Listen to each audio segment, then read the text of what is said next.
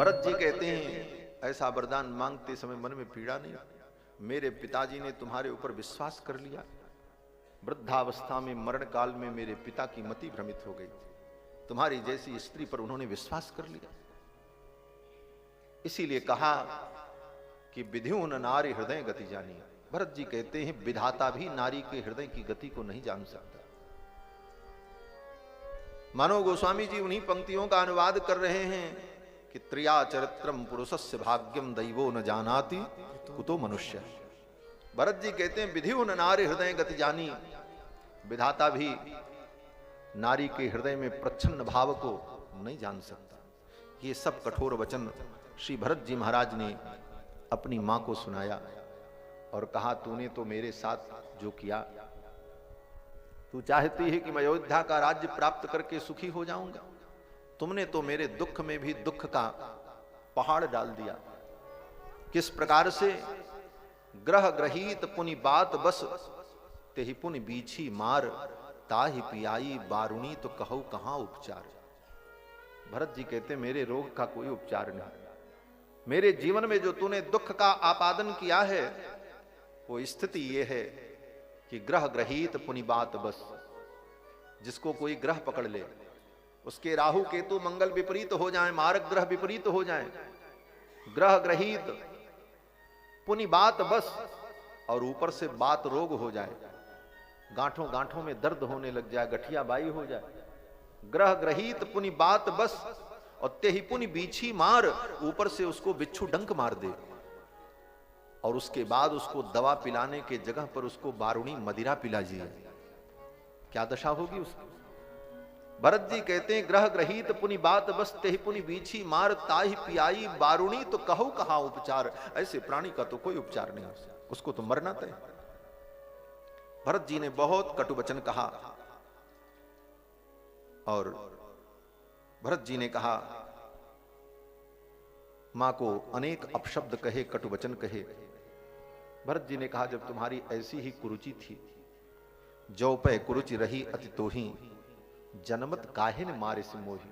अगर तुम्हारे मन में ऐसी ही कुरुचि थी तो जिस दिन मैं जन्म लिया उसी दिन मेरा गला दबा करके मार देती। इस मरण से तो अच्छा होता मैं उसी दिन मर जाता,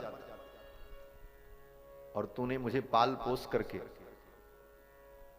इतना बड़ा किया, और आज मेरे सुख के लिए मेरे नाम पर तूने राज्य मांग करके मुझे जो दुख दिया है।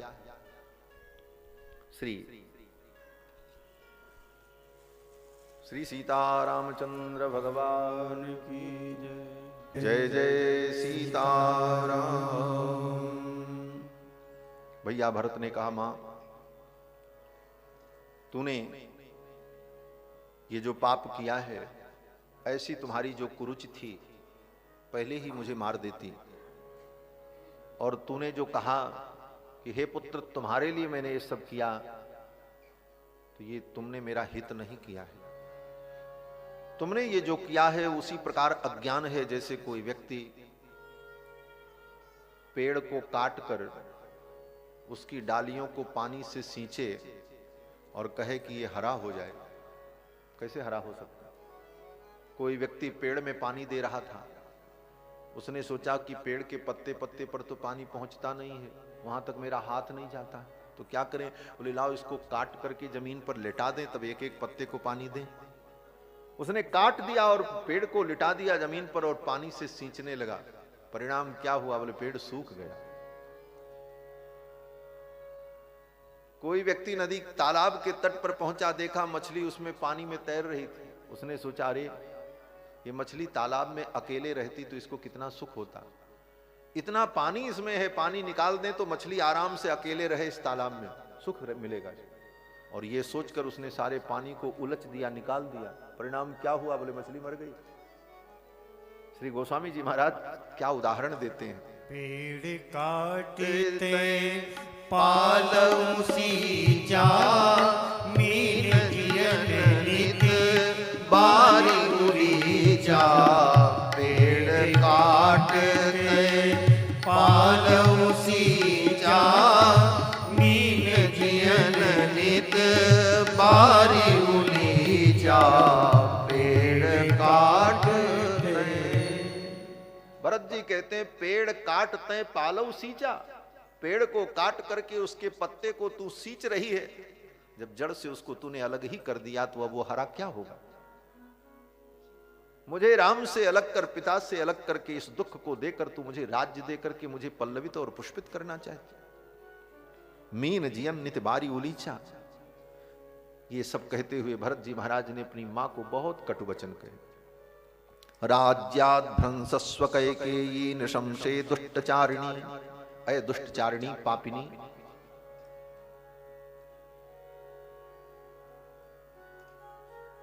निशंसे अत्यंत निशंस, हे पापचारिणी, आज तो मुझे विधाता के ऊपर क्षोभ हो रहा है कि विधाता ने ऐसे कठोर हृदय के प्राणियों का निर्माण कैसे किया। भरत जी कहते हैं अहो धात्रा सृष्टम, धात्रा ने विधाता ने ऐसी कैसी सृष्टि की। वज्र हृदयम, जिसका हृदय इतना वज्र हो, इतना कठोर हो। ये सब कहते हुए भरत जी कहते हैं परित्यक्तासि धर्मेण मामृतम रुदती भव। भरत जी कहते हैं जा मैंने तेरा त्याग कर दिया, आज से तू मेरी मां नहीं। ये सब कहते हुए भरत जी महाराज वहां से चल पड़े और दौड़ते हुए श्री भरत जी महाराज महारानी कौशल्या के महल में जाते। भरत जी महाराज महारानी कौशल्या के महल में गए और जाकर के महारानी कौशल्या के चरणों में गिर करके प्रणाम किया। महारानी कौशल्या ने भरत को देखा और कहा भरत क्यों रो रहे, तुम्हें तो अयोध्या का राज्य मिल गया, तुम्हें तो प्रसन्न होना चाहिए, तुम्हारे जीवन का कंटक दूर हो गया, तुम्हारी मां ने तुम्हारे लिए सारी चीजें व्यवस्थित कर दी, तुम्हें तो प्रसन्न होना चाहिए। महारानी कौशल्या के इन वचनों को सुन करके भरत जी और फपक फपक करके रोने लगे। भरत जी ने कहा मां आप भी मुझे ऐसा समझती हो, मेरा इसमें कोई दोष नहीं, मुझे कुछ पता नहीं है, सब लोग मुझे ही कह रहे हैं, और आप अगर ऐसा कहोगी तो मैं कहां जाऊंगा। और ऐसा कहते हुए मां कौशल्या के चरण को पकड़कर श्री भरत जी महाराज कसम खाने लगे। मां प्रभु श्री राम के वन गमन में अगर मेरी थोड़ी भी सहमति हो तो मुझे वो पाप लग जाए जो पाप मैंने कभी नहीं किया। गाय गोठ महिषुरपुर जारे पावो मैं तिनके गति घोरा, जो जननी यह सम्मत मोरा। गाय की गौशाला में आग लगा देने का जो पाप होता वो पाप मुझे लग जाए। बालक और वृद्ध की हत्या करने पर, स्त्री की हत्या करने पर जो पाप लगता वो पाप मुझे लग जाए। माता पिता को मारने का जो पाप होता है वो पाप मुझे लग जाए अगर इस अनर्थ में मेरी थोड़ी भी सहमति हो।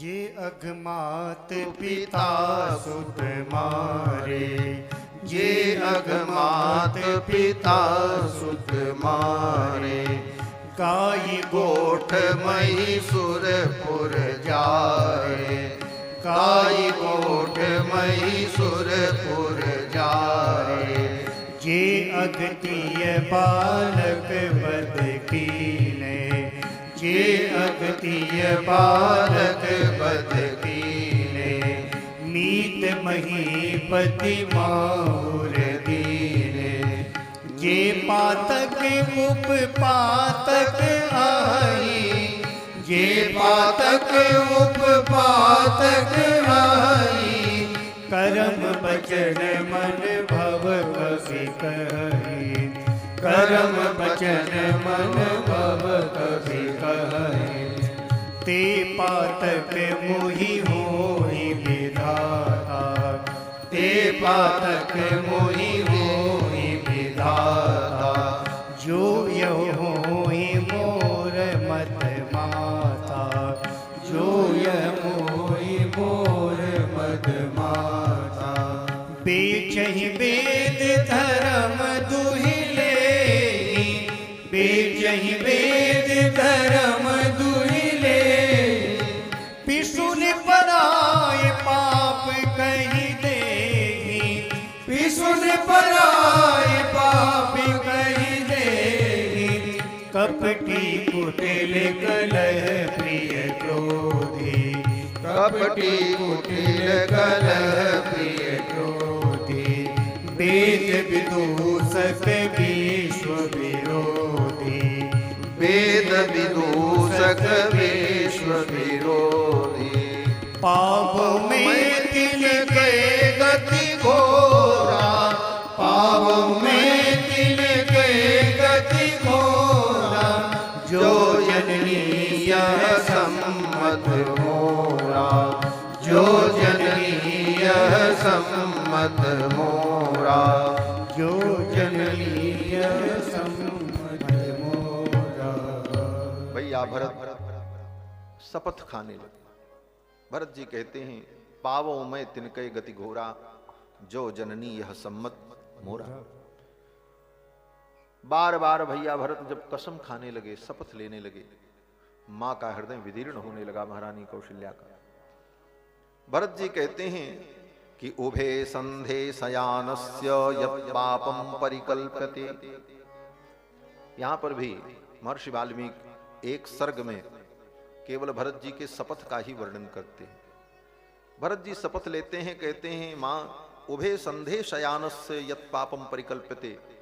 सायंकाल प्रातः काल सूर्योदय और सूर्यास्त के समय जो व्यक्ति शयन करता है उसको जो पाप लगता है वो पाप मुझे लग जाए। लोग कहते हैं महाराज हम तो देर तक सोते हैं। देर तक सोने वालों के लिए ये सूत्र है, सावधान हो जाओ। भैया भरत कहते हैं कि सूर्योदय और सूर्यास्त के समय शयन करने का जो पाप होता वो पाप मुझे लग जाए। उस पाप साधारण नहीं होता, बड़ा भयानक होता।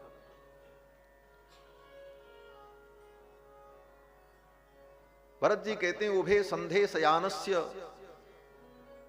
यत् पापम परिकल्पते तच्च पापम भवेत् तस्य यस्यार्योनुमते मता। अगर आर्यपुत्र श्री रघुनंदन के वन गमन में मेरी थोड़ी भी सहमति हो तो वो पाप मुझे लग जाए। मित्र द्रोहे च यत् पापम तत्पापम प्रतिपद्यताम। अपने मित्र से द्रोह करने का जो पाप होता है वो पाप मुझे लग जाए। अगर प्रभु श्री राम के वन गमन में मेरी कोई भी सहमति हो। राजस्त्री बाल वृद्धानाम बधे यत् पापमुच्यते। बालक स्त्री राजा इनकी हत्या करने का जो पाप होता है वो पाप मुझे लग जाए अगर प्रभु श्री राम के वनगमन में मेरी कोई सहमति हो। भृत्य त्यागे च यत् पापम तत्पापम प्रतिपद्यताम। अपने सेवक का त्याग करने का जो पाप होता है वो पाप मुझे लग जाए। भृत्य त्यागे च यत् पापम। इस विषय पर मुझे एक बात याद आती है। भृत्य का त्याग नहीं करना चाहिए।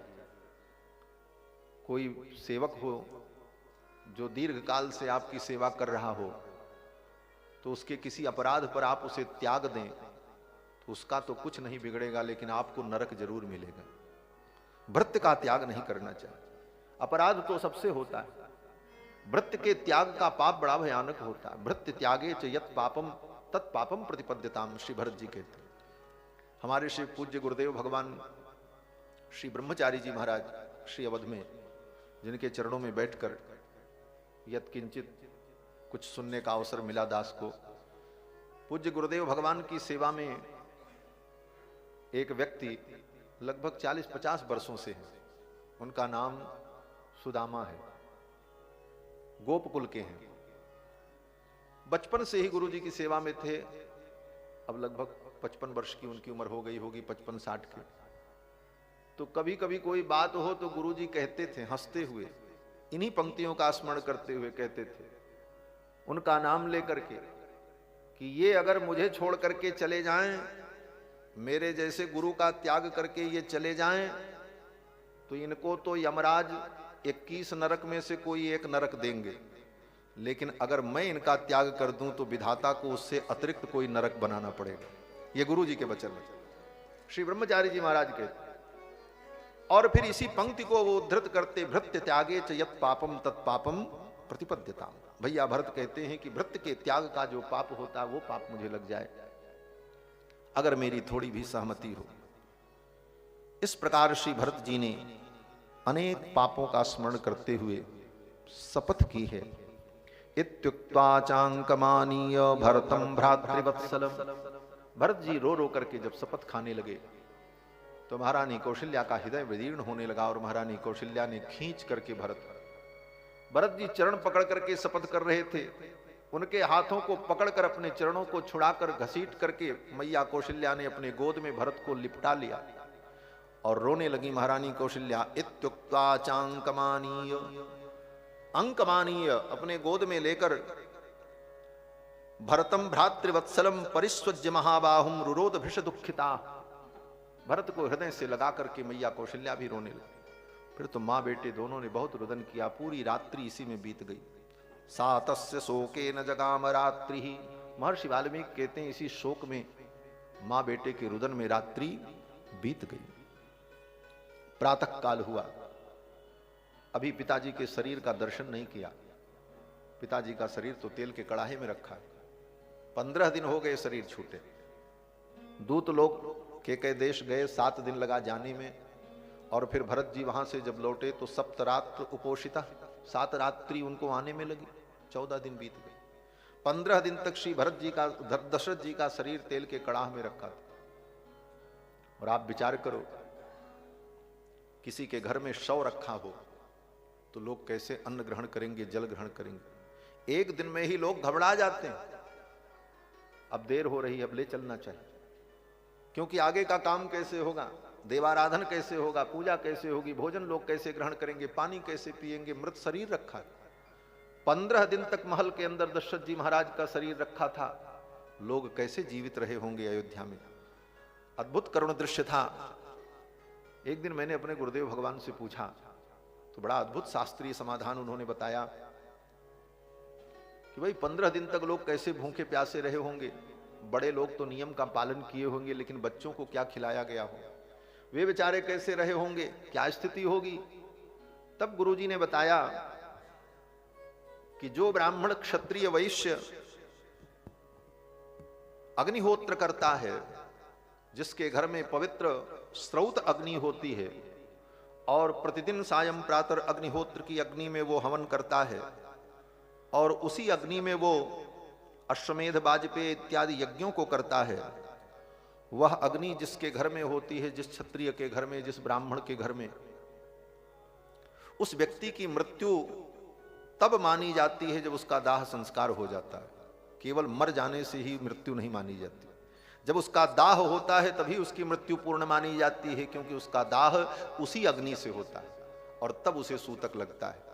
इस रहस्य को न जानने वाले लोग आपस में कहते हैं महाराज हमारे यहाँ तो मर जाने पर सूतक होता है, कोई कहता हमारे यहाँ दाह से सूतक होता है। दाह और मरने से सूतक का जो विधान है शास्त्र में, अशौच का जो विधान है, वो विधान यही है कि जो निरग्निक है, जिसके घर में वैदिक अग्नि नहीं है, उसके तो मर जाने पर ही सूतक लग जाएगा पूरे घर में। लेकिन जो साग्निक व्यक्ति होता है, जिसके घर में वैदिक अग्नि होती है, उस व्यक्ति के मर जाने के बाद भी जब तक उस अग्नि से उसका दाह संस्कार नहीं हो जाएगा, तब तक उसके घर में सूतक की प्रवृत्ति नहीं होती। यही शास्त्रीय समाधान है उसका। दशरथ जी महाराज का शरीर रखा रहा। प्रातः काल भैया भरत पिताजी के शरीर का दर्शन करने के लिए जब जाते हैं, गुरुदेव वशिष्ठ आए और गुरुदेव वशिष्ठ ने भरत को समझाया। अलम शोकेन भद्रम ते राजपुत्र महायशः। हे राजपुत्र, हे महायशस्वी, अलम शोकेन, अब शोक मत करो, बहुत हुआ। प्राप्त कालम नरपतेः कुरु संयानम उत्तमम। जो प्राप्त काल है, जो कर्तव्य है, उस कर्तव्य का निर्वाह करो। जीवन में ये सारे दुख आते हैं, जन्म मरण लाभ हानि, ये संसार का धर्म है, इससे कोई बच नहीं सकता। श्री गुरुदेव वशिष्ठ ने भैया भरत को समझाया। सुनहु भरत भावी प्रबल, बिलख कहो मुनिनाथ, हानि लाभ जीवन मरण जस अपजस विधि हाथ। हानि लाभ जीवन मरण जस अपजस विधि हाथ, ये सब विधाता के हाथ में है, अपने हाथ में नहीं। इसलिए भरत, जो अपने हाथ में है, अर्थात हमें जो कर्तव्य करना चाहिए, उस कर्तव्य का तुम निर्वाह करो। गुरुदेव वशिष्ठ ने अपने ज्ञानोपदेश के द्वारा भैया भरत के शोक को कम किया है, समाप्त तो नहीं हो सकता, लेकिन ऐसी परिस्थिति में ज्ञानोपदेश से ही शोक का अपनोदन होता है। गुरुदेव वशिष्ठ ने समझाया, प्राप्त कालम नरपते कुरु संज्ञानमुत्तमं प्रेत कृत्यानि सर्वाणि कारयामास धर्मविद। जो प्रेत कृत्य होता है उन सारे प्रेत कृत्यों को गुरुदेव वशिष्ठ ने और आचार्यों ने करवाया। भरत जी ने दाह संस्कार किया पिताजी का और सारे विधि विधान संपन्न किए। प्रेत कार्याणी, मर जाने के बाद व्यक्ति की संज्ञा प्रेत होती है। ये प्रेत का मतलब वो भूत प्रेत नहीं, ये एक वैदिक संज्ञा है। कोई व्यक्ति जब मर जाता है तो जब तक उसका पिंडदान आदि कर्म चलता है, जब तक सपिंडन कर्म न हो जाए तब तक उसको प्रेत ही कहा जाता है। तो प्रेत का मतलब वो कोई भूत प्रेत होगा ये अर्थ नहीं। प्रेत का मतलब प्रकृष्ट रूपेण इतः गतः, जो इतनी दूर जा चुका है कि अब लौट करके कभी आपके पास नहीं आएगा, इसलिए उसका नाम प्रेत है। प्रेत माने प्रकृष्ट रूपेण इतः गतः इण गतौ, जो इतनी दूर चला जा चुका है कि अब कभी तुमको नहीं मिलेगा, चाह करके भी तुम उसे उस रूप में अब कभी नहीं प्राप्त कर सकते, इसलिए उसका नाम प्रेत है। और उसी को भूत कहते हैं। भूत का मतलब जो बीत चुका, अब वो लौट करके नहीं आएगा। ये भूत प्रेत दोनों शब्द इसी अर्थ में है, लेकिन भूत प्रेत भयानक प्रेत और राक्षसों के अर्थ में भी लोग प्रयोग करते ही हैं, उसमें भी होता है। तो प्रेत कार्याणी, जो प्रेत कर्म था उन सारे कर्मों को भरत जी ने संपन्न किया। प्रेत कृत्यानि कर्माणि कारयामास धर्मविद, विधि पूर्वक सारे कर्मों को संपन्न किया। और पिता के मृत्यु में जो उचित कर्तव्य थे वो किया, ब्राह्मणों को दान पिंडदान आदि सारे कर्म, यही पुत्र का दायित्व है। 3 कारणों से ही पुत्र की पुत्रता होती है। पुत्र पुत्र क्यों कहलाता है? कहते हैं त्रिभिर पुत्रस्य पुत्रता, 3 कारणों से पुत्र के अंदर पुत्रता आती है। कौन कौन से कारण? तो कहते हैं जीवितो वाक्य करणात् क्षयाहे भूरि भोजनात् गयायाम पिंडदानाच्च त्रिभिर पुत्रस्य पुत्रता। पुत्र की पुत्रता 3 कारणों से होती है।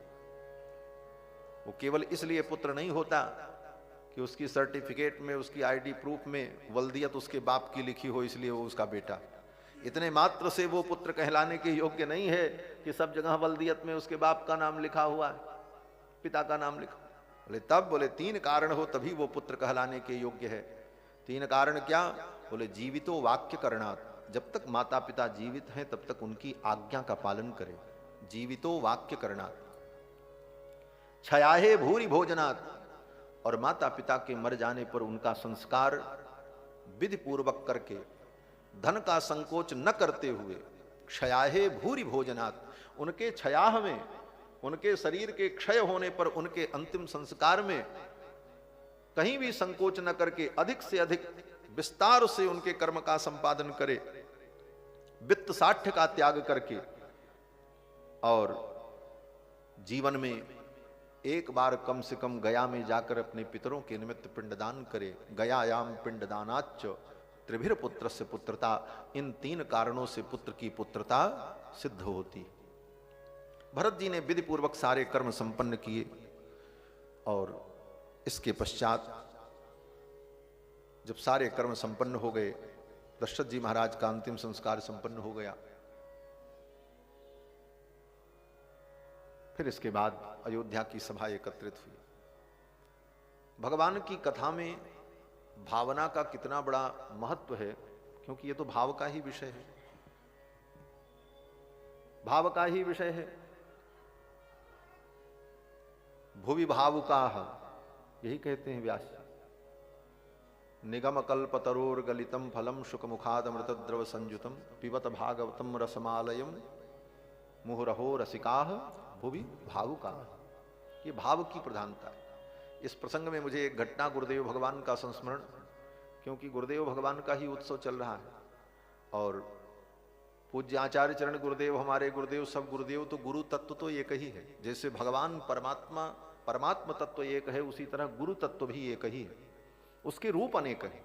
जैसे भगवान एक हैं लेकिन उनके रूप अनेक हैं, तेरे रूप अनेक तू एक ही है, उसी प्रकार गुरु तत्व भी एक ही है। और वही गुरु तत्व अधिकारियों के भेद से अनेक रूपों में प्रतिभाषित होता, वही आपके गुरु, वही हमारे गुरु, सबके गुरु, गुरु तत्व। और वो गुरु तत्व भगवान का ही दूसरा रूप है।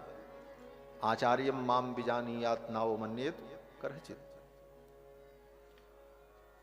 एक बार की घटना, आज से लगभग 10 वर्ष पूर्व की, मेरे ही वंश परंपरा में, मेरे ही परिवार के एक संबंध में हमारे पितामह लगते थे। हमारे पितामह के चचेरे भाई थे, उनका कोई नहीं था परिवार में, उनका विवाह भी नहीं हुआ था। तो उनकी मृत्यु कहाँ हुई ये पता भी नहीं चला। वो ऐसे ही विचरण करते थे, महात्मा टाइप के थे, भजन करते थे, कभी प्रयाग चले जाएं, कभी कहीं चले जाएं। एक बार प्रयाग गए, फिर वहां से कहाँ गए पता नहीं चला, लौट करके नहीं आए, 2-3 वर्ष बीत गए। तो गुरुदेव भगवान के चरणों में हमने निवेदन किया कि गुरुदेव उनके लिए क्या किया जा सकता है। तो गुरु जी ने कहा उनके लिए वो 5 दिवसीय विधान रचा जाए और सारे कर्म उनके लिए कर दिए जाएं। तो उस कर्म का संपादन कराने के लिए गुरुदेव भगवान आए जहां पर कर्म होना था। वो गांव की बात थी, मैं भी वहीं था गुरु जी की सेवा में। सारे कर्म संपादन की प्रक्रिया चल रही थी। रात्रि में सब कर्म संपन्न होने के बाद गुरुदेव भगवान के भोजन का जब समय हुआ, ब्रह्मचारियों ने भोजन बना करके तैयार किया। तो भोजन का जब समय हुआ तो गुरुजी ने मना कर दिया, बोले अभी भोजन नहीं करेंगे। फिर लगभग 1-1.5 घंटे जब बीत गए तब गुरुजी ने कहा आप भोजन लाओ, भोजन कर लेते हैं। सारा भोजन ठंडा हो गया, जाड़ा का दिन था, ठंडियों का समय था। 1 घंटे बाद जब भोजन करने बैठे, और कुछ नहीं, चुपचाप बैठे थे, कोई काम भी नहीं कर रहे थे, न संध्या न वंदन न कोई जब तक, सारे कर्म उनके पूर्ण हो चुके थे, निवृत्त थे। भोजन का अवसर था लेकिन उन्होंने मना कर दिया। हम लोग समझ नहीं पाए कि गुरुजी ने भोजन क्यों मना किया। और फिर 1-1.5 घंटे बाद उसी स्थिति में उन्होंने भोजन ग्रहण किया। तो हम लोगों ने पूछा कि गुरुजी कुछ देर पहले ही भोजन कर लिए होते तो ये सब ठंडा हो गया भोजन। तब गुरुजी ने बताया, वो बगल के गांव में ही श्रीमद् रामचरितमानस का अखंड पाठ चल रहा था किसी के घर, और माइक लगा हुआ था, माइक से आवाज आ रही थी और गुरुदेव भगवान बैठे बैठे सुन रहे थे। प्रसंग श्री दशरथ जी के मरण का आने वाला था। तो इस कारण से गुरुजी ने भोजन छोड़ दिया। और उन्होंने बाद में हमको बताया, बोले इसलिए भोजन रुक गए कि भाई दशरथ जी का मरण होने वाला है, अब भरत जी आ जाएं, उनका अंतिम संस्कार हो, घर में कोई मरण हो और हम भोजन करें, ये उचित कैसे हो सकता। उसी भाव में विभोर थे और 1.5 घंटे बाद तब भोजन किया। माइक में सुनकर हम लोग कथा में साक्षात बैठ करके भी उस भाव का अनुभव नहीं कर पाते। महाराज वो माइक में बज रहा था और सुन करके चुपचाप बैठे बैठे रोते रहते थे। हम लोग समझ नहीं पावे की बात क्या। बाद में उन्होंने ही बताया कि वहां पाठ चल रहा था, वही सुन रहे थे, दशरथ जी का मरण होने वाला था, वो सारी घटना, फिर भरत जी आते और फिर भरत जी सारा संस्कार संपन्न करते, इसीलिए मैं प्रतीक्षा कर रहा था सब हो जाए तब फिर प्रसाद ग्रहण कर। ये भाव जी, भावना ही भगवान का अनुभव कराती है। भावो ही विद्यते सर्वत्र तस्मात् भावो ही कारण। भगवान न मूर्ति में मिलते हैं न भगवान काष्ठ में है, भगवान तो भावना में है। अगर मूर्ति में आपकी भावना है कि ये भगवान है तो वो भगवान है, और आपकी भावना नहीं है तो फिर आपके लिए पत्थर ही है भगवान। हाँ, तुम्हारे लिए पत्थर है। जिसकी भावना पत्थर की है उसके लिए भगवान पत्थर है। जो नास्तिक कहते हैं अरे मूर्ति तो पत्थर की, उसमें भगवान क्या, बोले हाँ तुम्हारे लिए पत्थर है क्योंकि तुम्हारी वही भावना। लेकिन जिसकी भावना है कि ये भगवान है उनके लिए भगवान है, वही मूर्ति के भगवान। जिसकी भावना है उसकी भावना के अनुकूल लीला करते हैं। इसी संसार में मूर्ति के भगवान ने क्या क्या लीला नहीं की, जिसकी भावना थी उनके लिए सब कुछ किया भगवान ने। हाथी राम बाबा के साथ बैठ करके चौसर खेलते थे कौन, बोले मंदिर के भगवान तिरुपति बालाजी। हाथी राम बाबा का चरित्र जानते ही, जो तिरुपति बालाजी गए होंगे देखा होगा। आज भी वो चौकी लगी है, एक तरफ उधर चौकी एक इधर चौकी, ऐसी गद्दी बनी है, एक गद्दी उधर एक गद्दी इधर, और बीच में चौसर आज भी वो बिछी हुई है। रोज उसकी पूजा होती है, लोग दर्शन करते हैं। एक समय था हाथी राम बाबा उधर बैठते थे, इधर बालाजी बैठते थे मंदिर से आकर के, और दोनों बैठ करके चौसर खेलते थे। हाथी राम बाबा के साथ चौसर खेलते थे मंदिर के भगवान। गिरधर गोपाल जी मंदिर के भगवान मीरा जी के साथ लीला करते थे। भगवान श्री रामानुजाचार्य के डांटने पर राजा के महल से निकल करके आकर के गोद में बैठ गए मंदिर के भगवान संपत कुमार भगवान। दक्षिण भारत में मइलकोटे में कर्नाटक से लगभग 80 किलोमीटर को बेंगलोर से 80 किलोमीटर की दूरी पर एक पवित्र तीर्थ है जिसका नाम है मइलकोटे। विद्वानों का गांव है महाराज, कभी जाना तो दर्शन करना। बड़े बड़े विद्वान वहाँ महाराज वेदांत के और वेद के अनेकानेक विषयों के। हमारे उत्तर भारत से बड़े बड़े आचार्य लोग स्वाध्याय करने के लिए, सिद्धांत को पढ़ने के लिए और श्री रामानुज संप्रदाय के सिद्धांत का ज्ञान प्राप्त करने के लिए मइलकोटे जाते हैं और वहाँ जाकर के पढ़ते हैं। बड़ी बड़ी पाठशालाएं चलती हैं। वहाँ जो भगवान विराजमान हैं संपत कुमार भगवान, वहाँ की भगवान की जो उत्सव मूर्ति है, उस मूर्ति को दिल्ली का राजा बादशाह उठा ले गया था, मंदिर में रखा था, अपने घर में रखा था। भगवान ने स्वप्न दिया, आओ मुझे ले चलो। रामानुजाचार्य जी गए और जाकर के राजा से कहा वो मूर्ति मुझे दे दो, उन्होंने हमको बुलाया है, वो मेरे भगवान है। राजा ने कहा मूर्ति में भगवान नहीं होते। वो मलेच्छ था, मुसलमान था, बुत परस्त नहीं था। उसने कहा बुत में कोई शक्ति नहीं होती, और अगर इतनी ही शक्ति है, उसने तुमको बुलाया है तो तुम उसको बुला लो, भीतर से निकल करके तुम्हारे पास आ जाए तो हम मान लें। कुतर्कियों के लिए तो यही कुतर्क होता है। उसने कहा कि अगर उसने तुमको बुलाया है तो तुम उनको बुला लो, तुम उतनी दूर से चल करके आ गए और अब उनको बुलाओ, वो तुम्हारे पास आ जाए। रामानुज स्वामी ने कहा अच्छा। रामानुज स्वामी ने भगवान से कहा कि प्रभु अब आप आ जाओ तो मैं आपको लेकर के चलूं। भगवान नहीं आए। भगवान भी बड़ी अद्भुत लीला करते। अपने भक्तों के वैभव को बढ़ाने के लिए भगवान बड़ी विचित्र विचित्र लीलाएं करते हैं। ये सब लीलाएं भगवान क्यों करते हैं? कि मेरे भक्तों का वैभव बढ़े। भगवान श्री रामानुजाचार्य के वैभव को बढ़ाने के लिए भगवान ने इतनी बड़ी लीला की। नहीं तो यही स्वप्न भगवान उसको दे देते राजा को कि तू चुपचाप हमको पहुंचा दे, नहीं तो हम तेरा सर्वनाश कर देंगे। 1 मिनट में सारा काम हो जाता। लेकिन भगवान श्री रामानुजाचार्य आकर के ये सारे कार्य करें तो मेरे भक्त का वैभव बढ़े। क्योंकि भगवान कहते हैं कि ये जितने प्रतिकूल लोग हैं, ये जितने दुष्ट लोग होते हैं, ये सब कौन है? बोले ये संतों के प्रभाव को प्रकट करने वाले हैं। संसार में दुष्ट न हो तो संतों का प्रभाव प्रकट कैसे होगा? संतों का प्रभाव तो कोठरी में बंद है महाराज, ताला लगा है। क्योंकि संतों का प्रभाव, उनके जीवन की महिमा, उनकी दिव्यता, उनका तेज, वो तो रत्न है, वो बंद करके रखते हैं, छिपा करके रखते हैं ताले के अंदर। बोले इसकी चाबी कौन है? बोले इसकी चाबी दुष्ट लोग होते हैं। दुष्ट न हो तो ताला खुलेगा ही नहीं। इसीलिए श्री प्रियादास जी महाराज भक्तमाल की टीका में लिखते हैं, जिते प्रतिकूल मैं तो माने अनुकूल, सब संतन प्रभाव मन कोठरी की ताली है। प्रियादास जी कहते हैं कि संतों के जीवन की जो मणि है, उनके जीवन की जो दिव्यता है, उन मणियों को जिस ताले में बंद कर रखा उसकी चाबी कौन है? बोले जिते प्रतिकूल मैं तो माने अनुकूल सब। ये प्रतिकूल लोग जो हैं ये उसकी चाबी हैं। ये प्रतिकूल लोग प्रतिकूलता न करें तो संतों का प्रभाव समाज में प्रकट कैसे हो? राजा ने कहा बुला लो भगवान को।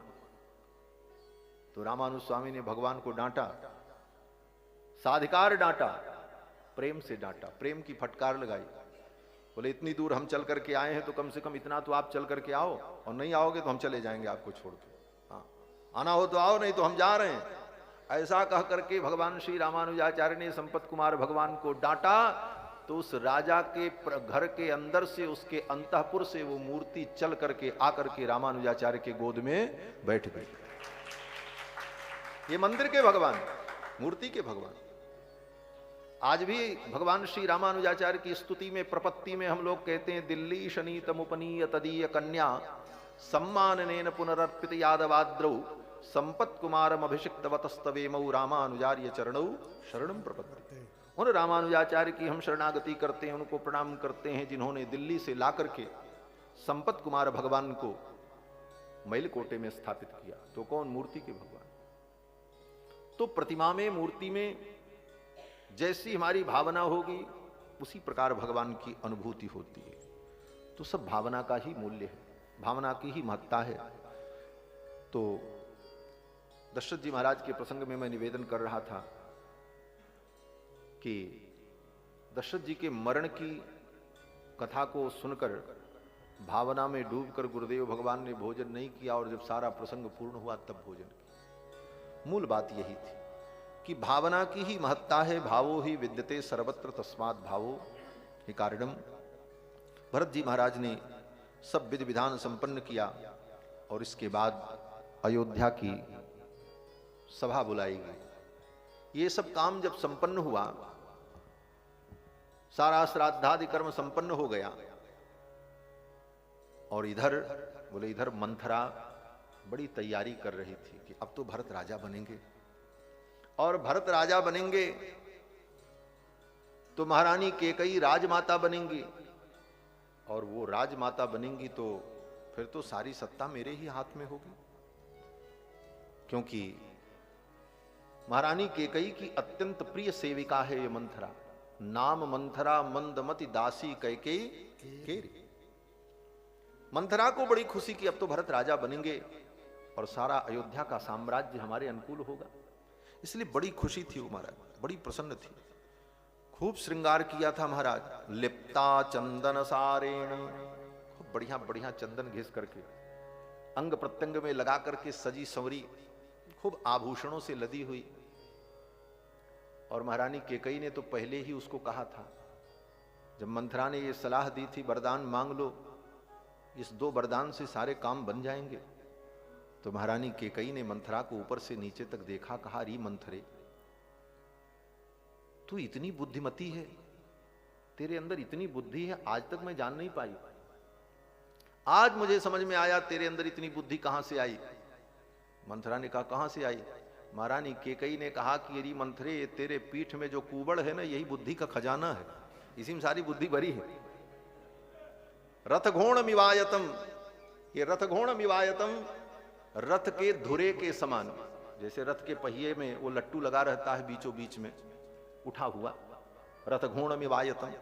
महारानी कैकेयी कहती हैं रथघोण मिवायतम, रथ के धुरे के समान तेरे पीठ में निकला हुआ ये जो कुबड़ है, मतय क्षत्र विद्याश्च, समस्त मतियां और क्षत्रियों की समस्त विद्याएं ये तेरे इस कुबड़ में भरी हुई।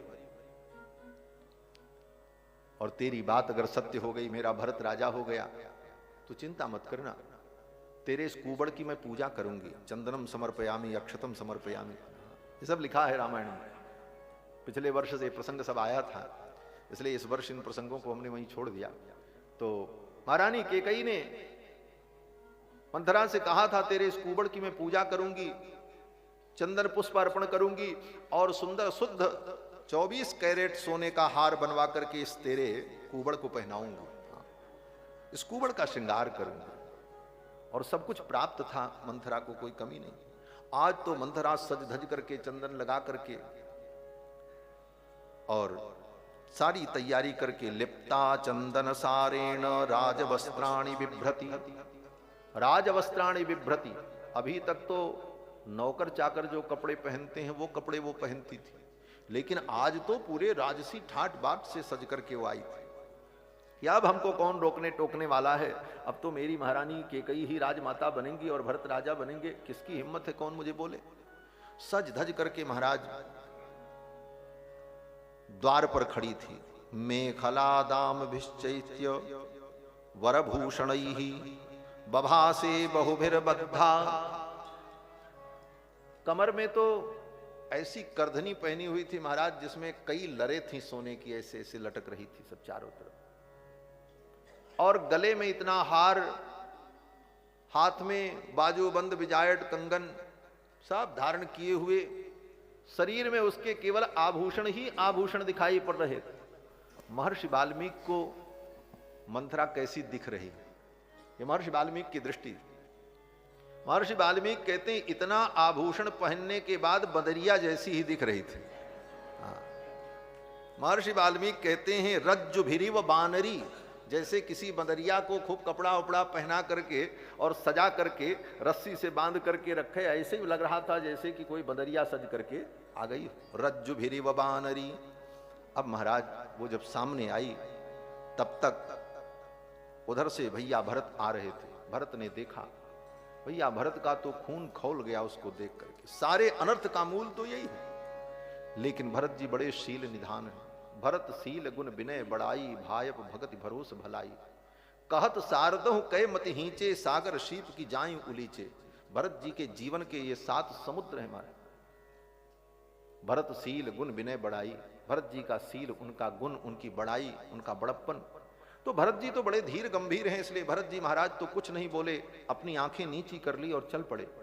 लेकिन पीछे पीछे भरतानुज थे, शत्रुघ्न जी। शत्रुघ्न ने जब देखा तो ये तो लक्ष्मण जी के सहोदर हैं, वही रोष, वही तेज। राम जी अगर शांताकारम है तो लक्ष्मण जी महाराज उग्रम, और भैया भरत अगर परम शांत हैं तो शत्रुघ्न जी परम उग्र। शत्रुघ्न जी ने देखा, शत्रुघ्न जी तो क्रोध आ गया। इस दुष्टा के कारण ही सारा अनर्थ हुआ। और वो सजी संवरी मुस्कुरा रही थी बदरिया के समान, अब तो शत्रुघ्न जी को और क्रोध आया और पकड़ा उसके झोंटा को महाराज। हुमगिलात तकी कुबर मारा, हुमगिलात तकी कुबर मारा, परिमुख भरी मही करत पुकारा, परिमुख भरी मही करत पुकारा। कुबर टूट्यो फूट कपारू, कुबर टूट्यो फूट कपारू, दलित दसन मुख रुधिर प्रचारो, दलित दसन मुख रुधिर प्रचारो, दलित दसन मुख रुधिर प्रचारो। हुमक ताक तक कुबर मारा, ताक करके निशाना साध करके भरत जी, शत्रुघ्न जी महाराज ने उसके कुबर पर एक लात मारी, वो तो ढनक गई महाराज, कुबर टूट गया। पहले से वो हड्डी टेढ़ी थी, हड्डी टेढ़ी हो जाए तो कुबड़ होता है। कुबड़ टूटा और सिर भी फूटा, और फिर उसके बाल को पकड़ करके शत्रुघ्न जी महाराज घसीटने लगे। सुनिर पुहन लखी नख सिख कोटी, सुनिर पुहन लखी नख सिख कोटी, लगे घसीटन धर धर झोटी, लगे घसीटन धर धर झोटी। भरत दयानिधि दीन छुड़ाई, भरत दयानिधि दीन छुड़ाई, कौशल्या पई के दो भाई, कौशल्या पई के दो भाई, कौशल्या पई के दो भाई। शत्रुघ्न जी महाराज ने उस कुबरी को एक लात मारी, उसका सिर फूट गया, उसके बाल को पकड़ करके घसीटने लगे। बिचकर्ष तदा कुब्जाम क्रोशंतीम पृथ्वी तले। महर्षि वाल्मीकि कहते हैं बिचकर्ष तदा कुब्जाम, उस कुब्जा को बिचकर्ष घसीटने लगे। क्रोशंतीम पृथ्वी तले सतस्य रोषेण संवीत शत्रुघ्न शत्रुशासन। शत्रुओं पर शासन करने वाले शत्रुघ्न जी ने कुब्जा को जब घसीटना शुरू किया, कहते हैं चित्रम बहुविधम भांडम पृथिव्याम तद्व्यसीर्यत। थोड़ी दूर नहीं घसीटा महाराज। वाल्मीकि जी तो एकदम ऐसा वर्णन करते हैं, यथावत संप्रपश्यति, जैसे इस कक्ष के अंदर बहुत सारी वस्तुएं रखी हों, कलश रखे हों, गुलदस्ते रखे हों, गमले रखे हों और बहुत सारी चीजें रखी हों, और किसी व्यक्ति को घसीटा जाए पूरे में तो सारी वस्तुएं अस्त व्यस्त हो जाए, कलश उधर गिर जाए, सामान उधर टूट जाए, वो फूट जाए, इस प्रकार पूरे प्रांगण में उसको घसीटा। जितने वहां भांड थे, जितने बर्तन थे, सब टूट गए महाराज, सब गिर करके जो श्रृंगार की वस्तुएं साज सज्जाएं रखी थी सब अस्त व्यस्त हो गई। महर्षि वाल्मीकि कहते हैं चित्रम बहुविधम भांडम पृथिव्याम तद्व्यशीर्यत। वहां जितनी वस्तुएं थीं, जितने भांड थे, सब अस्त व्यस्त हो गए। भरत जी ने जब देखा तो भरत जी ने जाकर के छुड़ाया, और भरत जी ने कहा शत्रुघ्न छोड़ दो इसे, क्योंकि ये स्त्री है। अवध्या सर्वभूतानाम प्रमदा क्षम्यतामिति। भरत जी कहते हैं शत्रुघ्न ये प्रमदा है, स्त्री जो है वो क्षमा की अधिकारिणी है, क्षमा कर दो।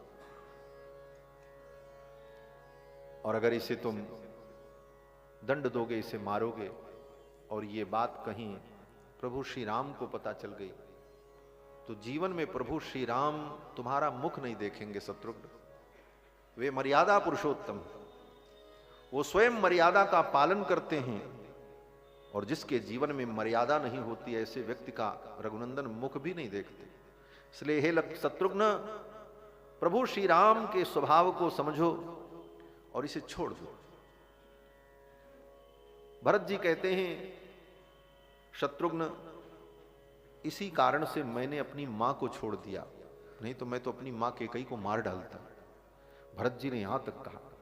भरत जी कहते हैं कि हन्यामहम इमाम पापाम कैकेयीम दुष्टचारिणीम, दुष्टचारिणी पापिनी कैकेयी को मैं मार देता, यदि माम धार्मिको रामो नाभ्यसूयेत। धर्मात्मा श्री रघुनंदन इसे स्वीकार नहीं करते, मैं जीवन में उनके सामने खड़ा न हो पाता, इसलिए मैंने मां को छोड़ दिया। इसलिए इमाम अपि हताम कुब्जाम यदि जानाति राघव, अगर रघुनंदन को यह पता चलेगा कि इस कुब्जा को तुमने मारा था, हमने मारा था, तो त्वाम च माम चैव धर्मात्मा नाभाषिष्यते भृशम, निश्चित रूप से राम न कभी तुमसे बात करेंगे न कभी हमसे बात करेंगे, इसलिए इसे छोड़ दो। भैया भरत के कहने पर शत्रुघ्न जी ने कुब्जा को छोड़ दिया और फिर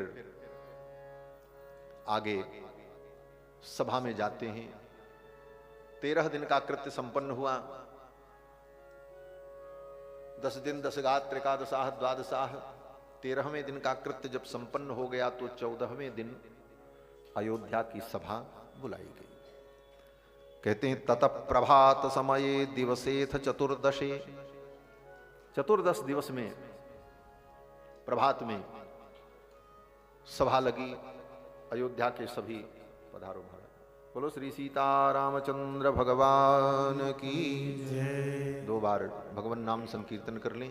भजो रे मन प्रेम से राम रघुरैया, भजो रे मन प्रेम से राम रघुरैया, भजो रे मन प्रेम से राम रघुरैया, भजो रे मन प्रेम से राम रघुरैया, भजो रे मन प्रेम से राम रघुरैया, आसिया रघुरैया, राम रघुरैया, आसिया रघुरैया, राम रघुरैया, आसिया रघुरैया, राम रघुरैया, आसिया रघुरैया, सिया रघुरैया, भजो रे मन प्रेम से राम रघुरैया,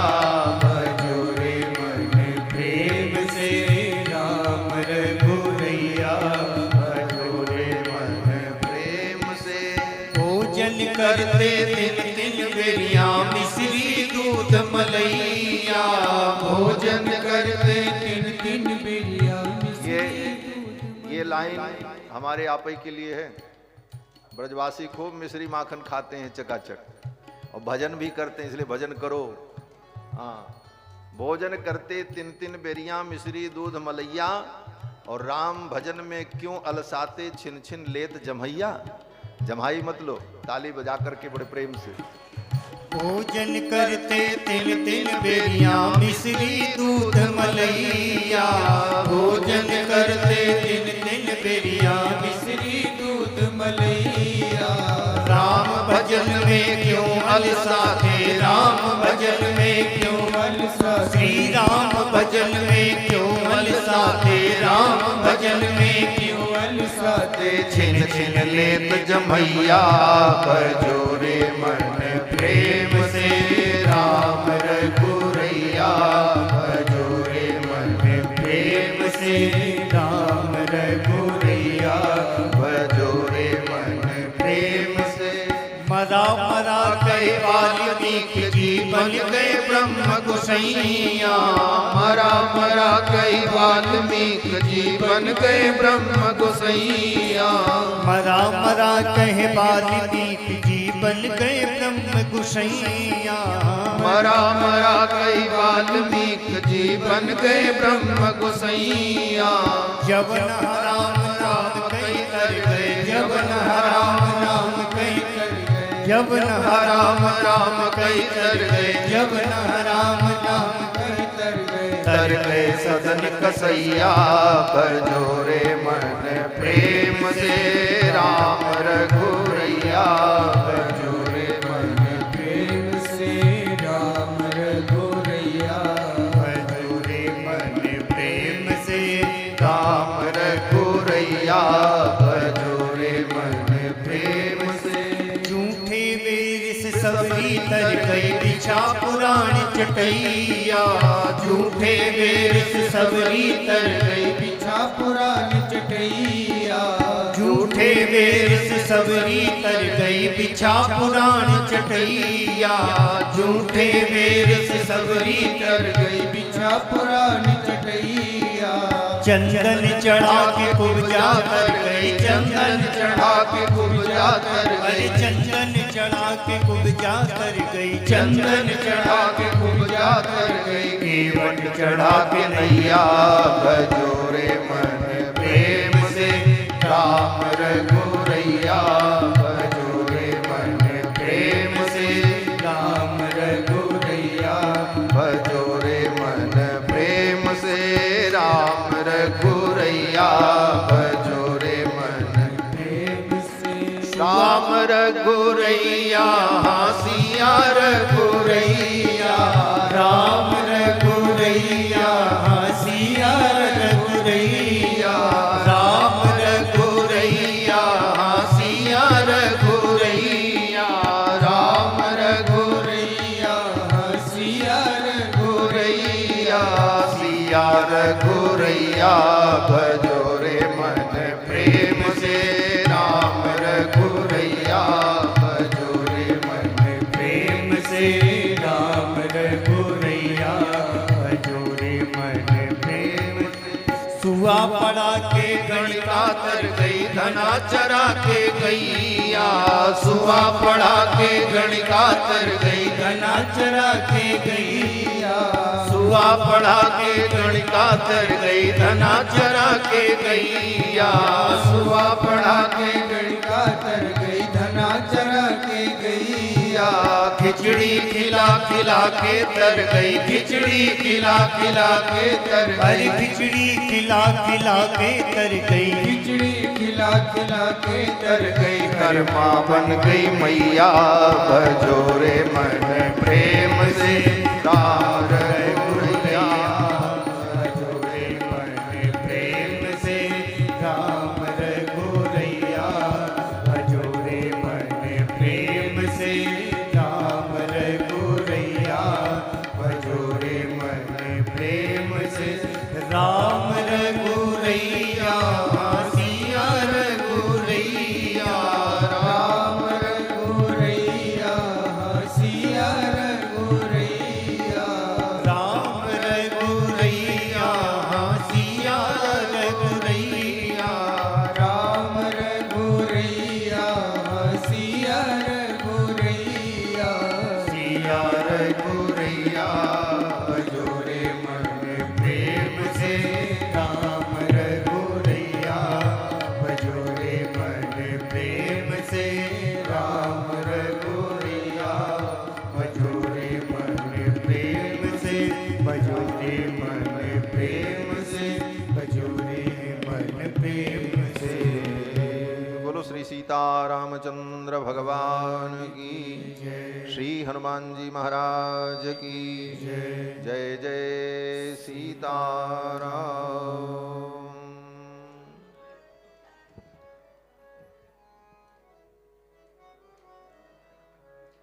चौदहवें दिन अयोध्या की सभा बुलाई गई, सभी सभासद एकत्रित हुए, धर्माधिकारी लोग एकत्रित हुए, आठों मंत्री जो श्री दशरथ जी महाराज के महाअमात्य थे, धृष्टिर्जयंतो विजयः, सुराष्ट्रो राष्ट्रवर्धनः, अकोपो धर्मपालश्च, सुमंत्रश्चाष्टको महान, ये 8 महाअमात्य सभी एकत्रित हुए और सभा की अध्यक्षता गुरुदेव श्री वशिष्ठ ने की और ये प्रस्ताव रखा गया कि पिताजी ने, महाराज ने भरत को अयोध्या का राज्य दिया है, इसलिए इस राज्य को भरत स्वीकार करें। क्योंकि राजा के बिना बहुत दिन तक राज्य नहीं चल सकता मंत्रियों के भरोसे, इसलिए पद पर किसी को विराजमान होना चाहिए। ये प्रस्ताव गुरुदेव ने रखा और गुरुदेव वशिष्ठ ने कहा, राय राज पद तुम कह दीना। महाराज ने ये पद तुमको दिया है, इसलिए भरत तुम इसे स्वीकार कर लो। राय राज पद तुम कह दीना, राय राज पद तुम कह दीना, पिता बचन फुर चाहिए कीना, पिता बचन फुर चाहिए कीना, पिता बचन फुर चाहिए कीना, पिता बचन फुर चाहिए कीना, राय राज पद तुम कह दीना, राय राज पद तुम कह दीना, राय राज पद तुम। गुरुदेव वशिष्ठ ने यही कहा, महाराज ने ये राजपद तुमको दिया है और पिता के वचन को फुर करना, फुर माने सत्य करना, हमारी अवधी भाषा में फुर कहते हैं, गांव में वहां बोलते हैं।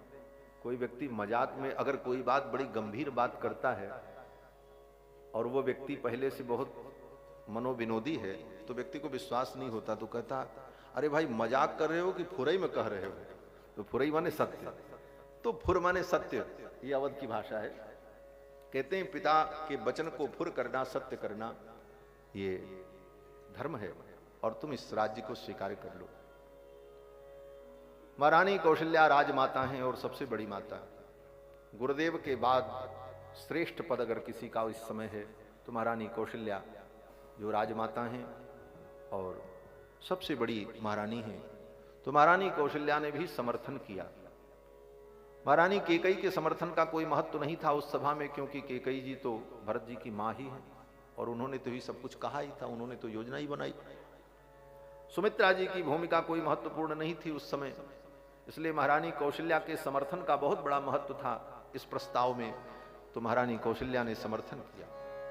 महारानी कौशल्या ने कहा, हे बेटा, तुम्हारे गुरुदेव जो कह रहे हैं ये तुम्हारे लिए पथ्य है और हितकारी है। कौशल्या धरि धीरज कई, कौशल्या धरि धीरज कई, पूत पथ गुरु आयसु अहि, पूत पथ गुरु आयसु अहि, पूत पथ आयसु अहि, पूत पथ गुरु आयसु अहि, कौशल्या धरि धीरज कई, कौशल्या धरि धीरज कई, कौशल्या धरि धीरज। महारानी कौशल्या ने धैर्य पूर्वक सभा में कहा, पूत पथ्य गुरु आयसु अहि, तुम्हारे गुरुदेव जो कह रहे हैं ये तुम्हारे लिए पथ्य है, तुम्हारे लिए ये उचित है। पूत पथ्य गुरु आयसु अहि, गुरु जी का वचन तुम्हारे लिए पवित्र ग्राह्य है और पथ्य है, इसे तुम स्वीकार कर लो, अयोध्या का राज्य। महारानी कौशल्या ने भी कह दिया। बाकी जितने मंत्री थे उन सब ने समर्थन किया कि भाई महाराज ने घोषणा की है, उनके दोनों वचन तभी सत्य होंगे जब भरत अयोध्या के राजा बने और राम वन में रहे। पिता के वचन को सत्य करने के लिए राम ने वन की यात्रा की, तो भरत को अयोध्या का राज्य स्वीकार करना। सबके अपने अपने तर्क थे, अपनी अपनी बातें थी। सबको सुनने के बाद, गुरुदेव के वचन को सुनने के बाद श्री भरत जी ने कहा, सभा में उठ करके भरत जी ने कहा, मेरी भी सुन ली जाए, मैं भी कुछ कहना चाहता हूं। मेरे दुख को, मेरी भावना को कोई समझने वाला नहीं। भरत जी कहते हैं कि गुरुदेव आपने जो कहा वो धर्म है। मां जो कहती वो भी ठीक है, लेकिन मेरे हृदय को ये स्वीकार्य नहीं, मेरा हृदय इसे स्वीकार्य नहीं करता, मैं क्या करूं? जिस धर्म के आचरण में मन को प्रसन्नता न हो वह धर्म आचरणीय नहीं होता। भले शास्त्र के द्वारा अनेकानेक तर्कों के द्वारा वो प्रमाणित हो जाए, क्योंकि श्री मनु जी महाराज कहते हैं मनः पूतम समाचरेत, वही धर्म का आचरण ग्राह्य है जिससे तुम्हारे मन को संतोष हो। भले वो प्रामाणिक है, सब कुछ है, लेकिन तुम्हारे मन को अगर संतोष नहीं मिल रहा है तो फिर वो धर्म ग्राह्य नहीं हो सकता। भरत जी कहते हैं मेरे मन को संतोष नहीं होता, मैं क्या करूं? मेरे हृदय में तो ज्वाला है, उस ज्वाला को कोई शांत करने वाला नहीं। लोगों ने कहा आपके हृदय में किस बात की ज्वाला? तो भरत जी कहते हैं कि प्रभु श्री राम और कुमार लक्ष्मण राम लखन सिय बिनु पग पनहि, धरि मुनि वेश फिरहि बन बनहि, यही दुख दाह दरहि दिन छाती, भूख न बासर नींद न राती। भगवान श्री राम नंगे पांव वन में भटक रहे हैं जानकी के साथ, कुमार लक्ष्मण के साथ, ये साधारण दुख। इस दुख का स्मरण करके मेरे छाती में जो ज्वाला हो रही है, दाह हो रहा है, इसके शमन का कोई उपाय नहीं। और आप लोग मुझे राज्य दे करके क्या चाहते हैं? ये अयोध्या रसातल में चली जाए? भरत जी कहते हैं कि मेरे जैसे पापी व्यक्ति को अगर आपने अयोध्या के सिंहासन पर बैठाया, अनर्थ हो जाएगा, ये पृथ्वी रसातल में चली जाएगी, अयोध्या का राज्य ध्वस्त हो जाएगा, पृथ्वी फट जाएगी। लोगों ने कहा भरत ऐसा क्यों कहते हो? भरत जी ने कहा सभासदों, जिस भरत के राजा बनने का प्रस्ताव महारानी कैकेयी ने किया, उस भरत के नाम के प्रस्ताव का यह दुष्परिणाम हुआ कि महाराज की मृत्यु हो गई, अयोध्या अनाथ हो गई, राम जी को वन में जाना पड़ा, माताएं विधवा हो गईं। जिस भरत के नाम के प्रस्ताव का इतना बड़ा दुष्परिणाम हुआ है, वो भरत अगर सिंहासन पर बैठेगा तो पृथ्वी तो रसातल में चली जाएगी। मोहि समान को पाप निवासु, जहि लग सी राम बनवासु। मेरे समान पापी कौन होगा जिसके कारण राम जी को वन में जाना पड़ा? भरत जी यही कहते हैं।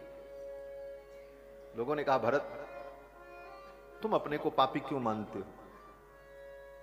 तुम तो यहां थे भी नहीं, जो कुछ हुआ जैसे भी हुआ कैकेयी का दोष हो सकता है, मंथरा की योजना का परिणाम, जो भी कह लो, तुम अपने आप को दोषी क्यों मानते हो? लेकिन श्री भरत जी महाराज कहते हैं, बोलो श्री सीतारामचंद्र भगवान की। सीताराम राम राम सीताराम राम राम सीताराम राम राम सीताराम राम राम सीताराम राम राम सीताराम राम राम सीताराम राम राम सीताराम राम राम सीताराम राम राम सीताराम राम राम सीताराम राम राम सीताराम राम सीताराम राम राम सीताराम राम राम सीताराम राम राम सीताराम राम राम सीताराम राम राम सीताराम राम राम सीताराम राम राम सीताराम राम राम। श्री सीतारामचंद्र भगवान की जय। जय जय सीताराम। मैं निवेदन कर रहा था कि भैया भरत कहते हैं कि मोहि समान को पाप निवासु, जहि लग सी राम वनवासु। मेरे जैसा पापी व्यक्ति अयोध्या के सिंहासन पर बैठेगा तो ये पृथ्वी रसा रसातल जाई है तबही, ये रसा रसातल में चली जाएगी। लोगों ने कहा भरत तुम अपने को दोषी क्यों मानते हो? सब प्रकार के लोग थे, विविध चर्चाएं हो रही थी। किसी ने कहा इस अनर्थ का मूल कौन है, किसी ने कहा कि इस अनर्थ का मूल मंथरा है, मंथरा न होती तो इतना बड़ा अनर्थ न होता। नाम मंथरा मंदमति दासी कैकेयी केर, अजस पिटारी ताहि कर गई गिरामती फेर। सारे अनर्थ का मूल मंथरा है। किसी ने कहा नहीं नहीं मंथरा नहीं है। बोले तब? बोले केकई है। बोले क्यों? बोले मंथरा तो एक नौकरानी थी, एक नौकरानी की बात को एक महारानी ने मान क्यों लिया? महारानी को तो बुद्धिमती, वो तो बुद्धिमान थी। एक महारानी ने एक नौकरानी की बात को क्यों माना? गलती तो महारानी केकई की। किसी ने कहा नहीं महारानी केकई की भी गलती नहीं, गलती तो महाराज की। ऐसा भी कहने वाले लोग। बोले महाराज की क्या गलती? बोले एक महारानी के अनुचित बात को, परंपरा के विरुद्ध, सिद्धांत के विरुद्ध, धर्म के विरुद्ध, मान्यताओं के विरुद्ध अपनी पत्नी की इस अनुचित बात को महाराज ने स्वीकार क्यों कर लिया? राजा नीतिज्ञ थे, धर्मात्मा थे। बिना उनके बात को जाने, बिना समझे उन्होंने ये वचन क्यों दे दिया? गलती महाराज की। किसी ने कहा नहीं महाराज की गलती नहीं, गलती तो राम जी की है। ऐसा भी कहने वाले थे। बोले गलती राम जी की। बोले राम जी की क्या गलती है? बोले राम जी ने इस अनुचित बात को चुपचाप स्वीकार क्यों कर लिया? उन्हें कहना चाहिए था भाई मेरा क्या अपराध, हम क्यों वन में जाए, हमने क्या किया? अगर कोई चुपचाप इस बात को मान ले तो उसकी गलती मानी जाएगी। भाई मौनम स्वीकार लक्षणम, आपने स्वीकार कर लिया तो आपकी गलती। भरत जी से पूछा गया तो भरत जी ने कहा किसी का दोष नहीं, न मंथरा का दोष है, न महारानी केकई का दोष है, न महाराज का दोष है, न राघव का दोष है। दोष तो सब मेरे पापों का है। मुहि समान को पाप निवासु, मुहि समान को पाप निवासु, जेहि लगी सीर राम बनवासु, जेहि लगी सीर राम बनवासु। मुहि समान को पाप निवासु, मुहि समान को पाप निवासु, जेहि लगी सीर राम बनवासु, जेहि लगी सीर राम बनवासु। भरत जी ने यही कहा कि न मंथरा या न च मातुरस्य, मंथरा का कोई दोष नहीं है, मां केकई का भी दोष नहीं। दोषो न राज्ञो न च राघवस्य, रघुनंदन का भी कोई दोष नहीं है, महाराज का भी दोष नहीं है। बोले तब दोष किसका है? बोले मत पापमेवात्र निदानमासीद वन प्रवेशे रघुनंदनस्य, मेरा ही पाप रघुनंदन के वन प्रवेश का मूल कारण है, निदानम आदि कारणम। मुझ पापी के कारण राम जी को वन में जाना पड़ा। मत पापमेवात्र निदानमासीद वन प्रवेशे रघुनंदनस्य। क्यों? भरत जी कहते हैं अगर मैं केकई का पुत्र न होता, मेरा जन्म न हुआ होता तो मेरे लिए मेरी मां राज्य क्यों मांगती, फिर ये अनर्थ क्यों न होता। तो इस अनर्थ का मूल तो मैं हूं, मेरा जन्म, मेरी उत्पत्ति ही इस अनर्थ का मूल कारण है, मेरे कारण ही ये सारा अनर्थ हुआ। और भरत जी कहते हैं मुझ जैसे पापी को, जिसके नाम के प्रस्ताव मात्र से अयोध्या में इतना बड़ा अनर्थ हो गया, माताएं वैधव्य को प्राप्त हो गई, अयोध्या अनाथ हो गई, रघुनाथ जी नंगे पांव बन बन भटक रहे हैं, सीता जैसी सुकुमारी नंगे पांव वन में विचरण कर रही हैं, लक्ष्मण जैसा सेवक अनुज वन में भटक रहा है। जिस भरत के नाम के प्रस्ताव का यह दुष्परिणाम, वो भरत अगर राजा बनेगा तो यह पृथ्वी रसातल में चली जाए। रसा रसातल जाई तब मोहि राज हट देहो जबही, अगर हट पूर्वक आप लोग ये राज्य मुझे देंगे तो ये पृथ्वी तो रसातल में चली जाए। भरत जी के इन प्रश्न उत्तर, भरत जी के इन वचनों को सुनकर सभी सभासद चुप हो गए, किसी के पास कोई उत्तर नहीं था। क्या कोई उत्तर देता? वशिष्ठ जैसे ज्ञानी की मति सोचने लगी मैं भरत को क्या समझाऊं।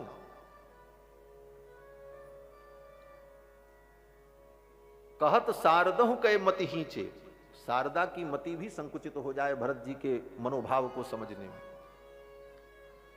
वशिष्ठ जी महाराज जिन्हें विश्वकर बदर समाना, गोस्वामी जी कहते हैं जिन्होंने पूरे विश्व को, संपूर्ण ज्ञान को एक बैर के समान, करतलगत आमलक के समान, बेरफल के समान जिनने समस्त ज्ञान को, समस्त विषयों को जाना है, ऐसे वशिष्ठ जी की मति भी कुंठित हो गई।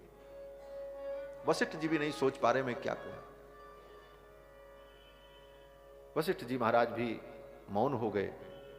अंत में भरत जी ने यही कहा कि मेरी तो मति यही है, मेरा विचार यही है कि ये जितनी अभिषेक की सामग्रियां हैं, ये सारी सामग्रियां लेकर हम सभी लोग यहां से चित्रकूट चलें और वहां चल करके प्रभु श्री राम के चरणों में प्रार्थना करें कि आप अयोध्या चलो और अयोध्या का राज्य स्वीकार करो, और उन्हें हम मना करके आदर पूर्वक लेकर के आवें और अयोध्या के सिंहासन पर हम उन्हें विराजमान करें, तभी विश्व का मंगल होगा, सबका कल्याण होगा। मेरी तो यही भावना है। ऐसा कहते हुए अभिषेचनिकम भांडम कृत्वा सर्वम प्रदक्षिणम, अभिषेक के जितने पात्र वहां रखे गए थे, क्योंकि सबको तो यही आशा थी आज भरत जी का अभिषेक हो जाएगा, अभिषेक के लिए सारी वस्तुएं एकत्रित करके रखी गई थी। जल में, कलशों में जल रखे गए थे, अनेक तीर्थ के सारी तैयारी थी। भरत जी ने उठ करके उन कलशों को, उन घटों को प्रणाम किया, उनकी परिक्रमा की। आभिषेचनिकम भांडम कृत्वा सर्वम प्रदक्षिणम भरतस्तम जनम सर्वम प्रत्युवाच धितव्रतः। धितव्रतः, व्रत को धारण करने वाले, अपने नियम में निष्ठ रहने वाले श्री भरत जी महाराज कहते हैं कि अहम त्वरण्ये वत्स्यामि वर्षाणि नवपंच युज्यताम महती सेना चतुष्पथ महाबला। भरत जी कहते हैं कि हम सब लोग अयोध्या से प्रस्थान करेंगे, सेना तैयार की जाए और वहां चलकर प्रभु श्री राम के चरणों में निवेदन करके उन्हें लेकर के हम आएंगे, और अगर आने को वो तैयार नहीं हुए तो वहीं उनका राज्याभिषेक किया जाएगा। और भरत जी महाराज ने सेवकों को आदेश दिया कि अथ भूमि प्रदेशज्ञाः सूत्र कर्म विशारदाः, जो मार्ग को जानने वाले सेवक हैं, सूत्र कर्म विशारदाः, जो सूत्र कर्म में विशारद हैं, मार्ग के विषय में जिनको ज्ञान है, और जो खनक हैं, खोदने वाले हैं, काटने वाले हैं, समतल करने वाले हैं, इस प्रकार के सभी कारीगर, इंजीनियर, अभियंता लोग कार्य में लग जाएं और अयोध्या से चित्रकूट तक का मार्ग सुव्यवस्थित किया जाए। पूरी सेना के सहित हम लोग चलेंगे।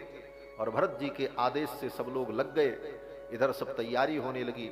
और फिर जब तैयारी होने लगी चलने की, कि चलना है, तो सब लोग तैयार हो गए। मां कौशल्या, सुमित्रा जी और सभी प्रजा के लोग, सबके लिए रथ तैयार हुआ, साधन वाहन तैयार हुए। अयोध्यावासी भी भरत जी के इस भाव को सुनकर बड़े प्रसन्न हुए। सब लोगों ने विचार किया कि सब तो जाएंगे राम जी को मनाने के लिए, ये भरत जी की यात्रा जा रही है, भरत जी की चित्रकूट यात्रा है राम जी को मनाने के लिए। भरत चले चित्रकूट प्रभु श्री राम को मनाने। इस यात्रा पर भरत जी जा रहे हैं। सबने विचार किया कि इस यात्रा में सभी सम्मिलित होंगे, लेकिन दो व्यक्ति नहीं सम्मिलित होंगे। कौन? बोले मंथरा और केकई। ये किस मुख से जाएंगी राम जी को बुलाने के लिए? कैसे रघुनंदन के सामने खड़ी होंगी? सब लोग यही सोच रहे थे कि संकोच के कारण, अपराध बोध के कारण महारानी केकई तो नहीं जाएंगी, भले वो इसका विरोध न करें, लेकिन वो जाएंगी नहीं। लेकिन जब सब लोग चलने को तैयार हुए तो सबसे पहले महारानी केकई ही रथ में जाकर के बैठती। महर्षि वाल्मीकि कहते हैं केकई च सुमित्रा च कौशल्या च यशस्विनी, पहले केकई जी बैठती। किसी ने धीरे से कहा, जिसके कारण इतना बड़ा अमंगल हुआ है वही इस यात्रा में आगे चलेगी तो इस यात्रा में भी अमंगल हो जाए। कहने वाले तो बहुत से लोग होते, और ऐसे अवसर पर लोग कितने प्रकार के व्यंग वचन बोल सकते हैं, आप कल्पना करिए। दैनिक व्यवहार में आप देखते हैं। किसी ने कहा, जिस केकई के कारण इतना बड़ा अनर्थ हुआ उससे ये यात्रा शुभारंभ की जा रही है, कहीं इस यात्रा में भी कोई विघ्न ना आ जाए। भरत का इतना पवित्र संकल्प टूट न जाए, क्योंकि ऐसी अमंगल रूपिणी केकई आगे चल रही। महारानी केकई ने सुन लिया और सुन करके महारानी केकई ने यही कहा,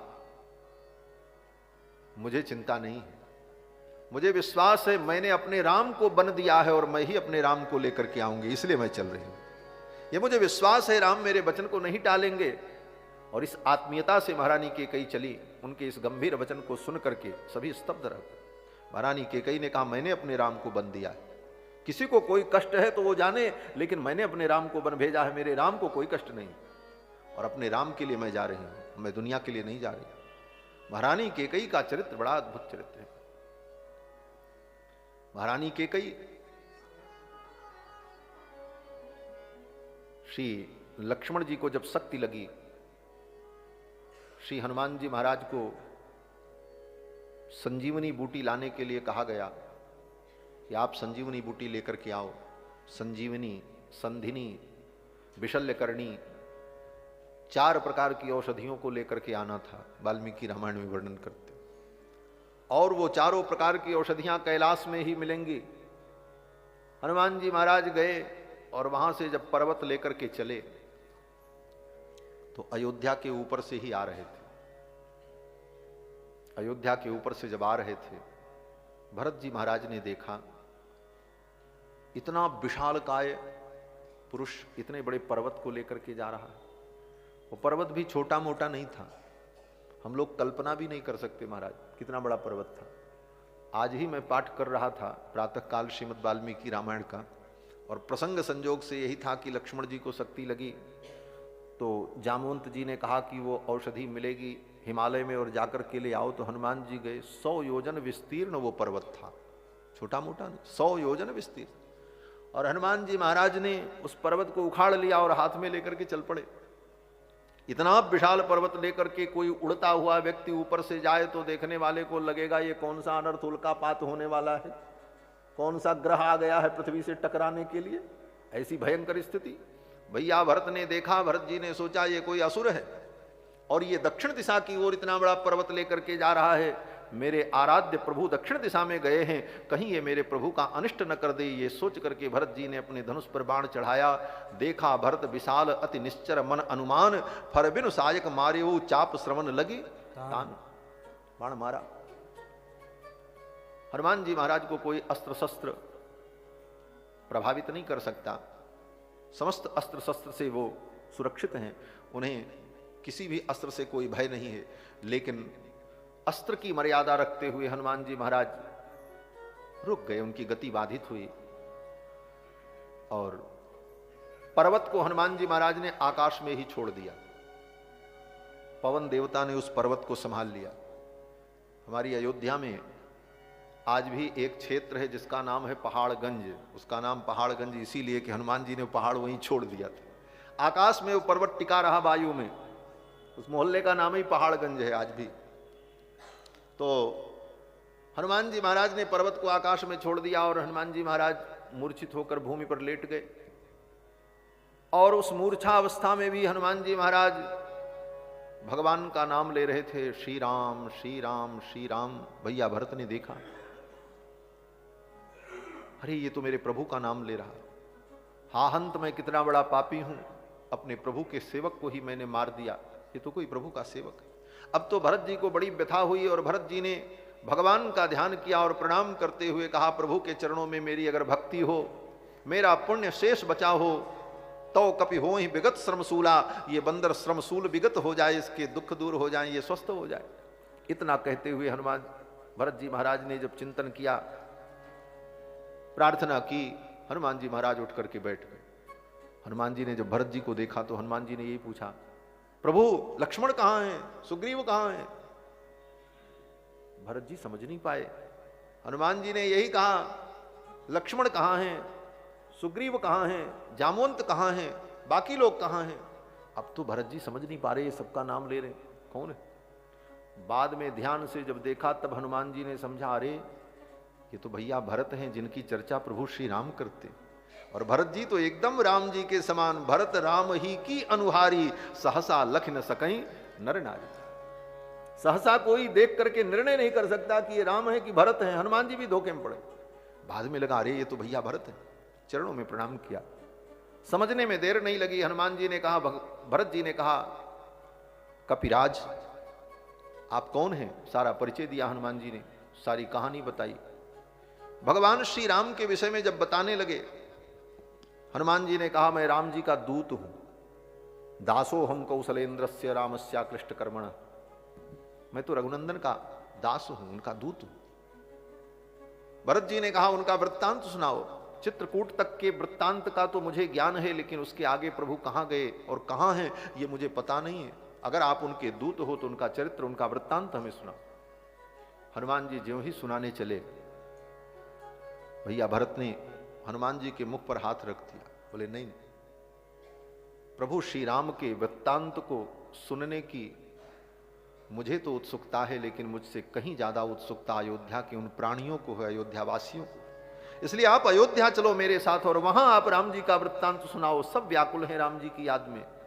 और हनुमान जी महाराज को लेकर के अर्धरात्रि में भरत जी अयोध्या आए, क्योंकि भरत जी तो नंदीग्राम में विश्राम करते थे, वही रहते थे, तपस्या करते थे। राम जी को लेकर के अयोध्या में आए। अर्धरात्रि में भरत जी आ रहे हैं घोड़े पर बैठकर, शत्रुघ्न जी साथ में।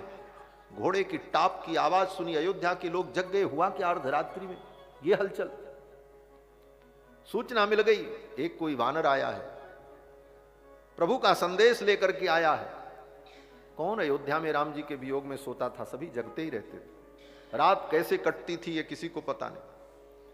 ये समाचार जब मिला कि कोई दूत आया है राम जी का संदेश लेकर, सभी दौड़ पड़े। देखते देखते क्षण भर में अयोध्या के महल में, महाराज दशरथ के महल में संपूर्ण प्रजा एकत्रित हो गई। माताएं बैठी हैं, मंत्रीगण बैठे हैं, वशिष्ठ जी बैठे हैं। भरत जी महाराज हनुमान जी को लेकर के आए। भरत जी ने कहा ये प्रभु का संदेश लेकर के आए। सब देख रहे थे हनुमान जी की ओर, हनुमान जी कुछ बताएंगे। हनुमान जी ने सभा में खड़े होकर के जब वर्णन शुरू किया कि प्रभु ने चित्रकूट से आगे चलकर अनेक असुरों का संहार करते हुए पंचवटी में कुटी बनाई और निवास किया, और वहां पर खरदूषण का वध किया। इसके पश्चात लंका के राजा रावण ने मारीच को माया मृग बना करके जानकी का हरण कर लिया। यहां तक का वृत्तांत हनुमान जी ने जब सुनाया कि जानकी का हरण कर लिया, इतना सुनते ही अयोध्यावासी तो शांत खड़े थे, लेकिन महारानी केकई बगल में खड़ी थी। केकई रोष में आ गई। महारानी केकई उठकर के खड़ी हो गई रोष में, और भगवती केकई ने शत्रुघ्न की ओर देखा और कहा, पुत्र शत्रुघ्न भद्रम ते स्वपितुर्धनुरानय। हे शत्रुघ्न तुम्हारा मंगल हो, जाओ अपने पिताजी का धनुष लेकर के आओ, आज मैं देखती हूं रावण के अंदर कितनी शक्ति। महारानी केकई रोष में आ गई और शत्रुघ्न से कहा कि पुत्र शत्रुघ्न भद्रंते स्वपितुर्धनुरानय पश्या मध्य महाबाहो रावणम लोक रावणम। आज मैं देखती हूं उस लोक रावण में कितनी शक्ति। क्व ब्रह्मा क्व महेशश्च वरदानम रक्षितुम क्षमः। आज ब्रह्मा का और शंकर का वरदान भी रावण को नहीं बचा पाएगा। उसने मेरी पुत्र वधू का हरण कर लिया। महारानी केकई के इस तेज को देखकर सभी लोग स्तब्ध रह गए। अर्धरात्रि का वातावरण था। महारानी केकई ने जब इस प्रकार कहा तो उनके शरीर के रोम रोम से एक सती का तेज प्रकट होने लगा। उनके रोम रोम से सिंदूर निर्झरित होने लगे। इस सती के तेज को देख करके गुरुदेव वशिष्ठ अपनी खड़ाओं से उतर करके नीचे खड़े हो गए। सती के एक तेज को देखकर महर्षि वशिष्ठ ने समादर किया, धन्य है ये महारानी केकई। फिर तो शत्रुघ्न जी ने ला करके महारानी केकई को धनुष प्रदान किया।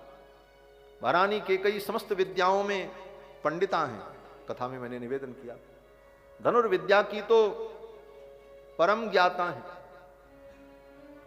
धनुष पर बाण चढ़ाया और अनुसंधान किया, कानों तक खींचकर। लक्ष्य सामने नहीं है, लक्ष्य तो वहां है। हजारों मील की दूरी पर रावण है, लेकिन मंत्र का बल, विद्याओं का क्या विलक्षण बल होता है। महारानी केकई ने धनुष पर बाण चढ़ाया और कानों तक खींच करके संकल्प किया, मनसा कर्मणा वाचा पति में एक समर्चिता। यदि मन वचन कर्म से मैंने अपने पति के चरणों में प्रेम किया हो तो इस पातिव्रत के प्रभाव से तेन सत्येन बाणो यम रावणांत करो भव, ये बाण रावण का अंत करने वाला हो जाए। ऐसा कह करके छोड़ा। बाण आकाश में गया, उस बाण के प्रकाश से पूरी अयोध्या प्रकाशित हो गई। हनुमान जी महाराज तो व्याकुल हो गए, सूर्योदय कहां हो गया? सूर्योदय के पहले मुझे संजीवनी बूटी लेकर के जाना था, लक्ष्मण के प्राण नहीं बचे। हनुमान जी महाराज तो व्याकुल हो गए। महाराज देखा, अरे ये तो बाण का प्रकाश है। सबाणम गगनो गत्वा कोटि सूर्य समप्रभ, वह बाण आकाश में जाकर के करोड़ों सूर्य के समान देदीप्यमान होने लगा। और उस सूर्य का प्रकाश, उस बाण का प्रकाश केवल अयोध्या तक सीमित नहीं था। भगवान श्री राम जहां लक्ष्मण को अपनी गोद में लेकर के विलाप कर रहे थे, वहां तक उस प्रकाश का प्रभाव भगवान श्री राम ने देखा। रे सूर्योदय हो गया। भगवान श्री राम ने सोचा अनर्थ हो जाए। फिर तो राम जी ने जब देखा तो सब कुछ जान लिया, ये तो मेरी मां के बाण का प्रताप है। भगवान श्री राम ने लक्ष्मण जी के सिर को जमीन पर रख दिया। हे शेष, तुम विराजमान रहो, मैं आ रहा हूं। और भगवान श्री राम ने योग मार्ग से आकाश में गमन किया और जाकर के उस बाण को प्रणाम किया। और भगवान श्री राम ने कहा, मां, मुझे यश दिलाने के लिए, रावण के वध का यश और ये कीर्ति मुझे प्रदान करने के लिए आपने कलंक सहा, मुझे वन में भेजा। और आज अगर आपके इस बाण से रावण मर जाएगा तो आपकी तपस्या व्यर्थ हो जाएगी। जो त्याग आपने किया उस त्याग का मूल्य नहीं रहेगा। हे मां, ये सती का अपमान करने वाला रावण तो किसी पतिव्रता के तेज से ही मरेगा और आपके इसी बाण से मरेगा, लेकिन अभी उसकी आयु कुछ दिन शेष है। इसलिए मां, आप धैर्य धारण करें, आपका पुत्र ये राम उस दुष्ट का संहार करेगा। ऐसा कह करके राम जी ने बाण को प्रणाम किया। बाण शांत हो गया। उस बाण को लेकर के भगवान ने अपने तुणीर में रख लिया। और जब रावण से युद्ध हुआ है तो रावण का वध करने के लिए भगवान ने उसी बाण का प्रयोग किया। महारानी केकई का चरित्र बड़ा अद्भुत चरित्र है।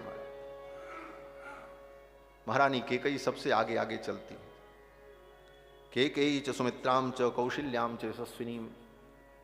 और फिर अयोध्या से सब लोग चल पड़े। अब भरत जी चल रहे हैं मनाने के लिए। बड़ा सुंदर प्रसंग है। भरत चले चित्रकूट हो रामा, राम को मनाने। भरत चले चित्रकूट हो रामा, राम को मनाने। राम को मनाने सिया लखन को मनाने। राम को मनाने सिया लखन को मनाने। राम को मनाने सिया लखन को मनाने। राम को मनाने सिया लखन को मनाने। भरत चले चित्रकूट हो रामा, राम को मनाने। भरत चले चित्रकूट हो रामा, राम को मनाने। बेग चलऊं सुनी सच बिजुहारे। बेग चलऊं सुनी सच बिजुहारे। तुरग तुरग रथ नाग सवारे। तुरग तुरग रथ नाग सवारे। अरुंधति अरु अगनी समाऊ। अरुंधति अरु अगनी समाऊ। रथ चढ़ चले प्रथम मुनि राऊ। रथ चढ़ चले प्रथम मुनि राऊ। विप्र वृंद चढ़ी वाहन नाना। विप्र वृंद चढ़ी वाहन नाना। चले सकल तप तेज निधाना। चले सकल तप तेज निधाना। नगर लोग सब सज सज जाना। नगर लोग सब सज सज जाना। चित्रकूट कहाँ कीन पयाना। चित्रकूट कहाँ कीन पयाना। भरत चले चित्रकूट हो रामा, राम को मनाने। भरत चले चित्रकूट हो रामा, राम को मनाने। राम को मनाने सिया लखन को मनाने। राम को मनाने सिया लखन को मनाने। राम को मनाने सिया लखन को मनाने। राम को मनाने सिया लखन को मनाने। भरत चले चित्रकूट, ओ रामा राम को मनाने। भरत चले चित्रकूट, ओ रामा राम को मनाने। शिविका सुबह के न जाई बखानी, शिविका सुबह के न जाई बखानी। चढ़ी चढ़ी चलत भई सब रानी, चढ़ी चढ़ी चलत भई सब रानी। भरत चले चित्रकूट, ओ रामा राम को मनाने। भरत चले चित्रकूट, ओ रामा राम को मनाने। भरत चले चित्रकूट, ओ रामा राम को मनाने। भरत चले चित्रकूट, ओ रामा राम को मनाने। भरत चले चित्रकूट, ओ रामा राम को मनाने। भरत चले चित्रकूट, ओ रामा राम को मनाने। राम को मनाने सिया लखन को मनाने। राम को मनाने सिया लखन को मनाने। राम को मनाने सिया लखन को मनाने। राम को मनाने सिया लखन को मनाने। राम को मनाने सिया लखन को मनाने। राम को मनाने सिया लखन को मनाने। भरत चले चित्रकूट, ओ रामा राम को मनाने। भरत चले चित्रकूट, ओ रामा राम को मनाने। भरत चले चित्रकूट, ओ रामा राम को मनाने। भरत चले चित्रकूट, ओ रामा राम को मनाने। राम को मनाने, राम को मनाने। सिया लखन को मनाने, राम को मनाने। बोलो श्री सीतारामचंद्र भगवान की जय। श्री हनुमान जी महाराज की जय। जय जय सीताराम। भैया भरत के नेतृत्व में यात्रा अयोध्या से चलती है चित्रकूट के लिए। सभी लोग चले हैं। गुरुदेव वशिष्ठ आगे आगे चल रहे हैं। अरुंधति अरु अगिन समाऊ, रथ चढ़ी चले प्रथम मुनिराऊ। और आगे श्रृंगवेरपुर भैया भरत पहुंचते हैं और श्रृंगवेरपुर में रात्रि निवास होता है। श्रृंगवेरपुर में निषाद राजगुह से भैया भरत मिलते हैं। भैया भरत को निषाद राजगुह ने उन सारे स्थलों का दर्शन कराया जहां पर भगवान श्री राम ने शयन किया था। एक रात्रि ही तो भगवान रुके थे। जहां पर भगवान ने शयन किया, जहां पर ठाकुर जी ने संध्या वंदन किया, उन एक एक स्थलों को बचा करके रखा था भैया ओ निषाद राजगुह ने। राम जी के गए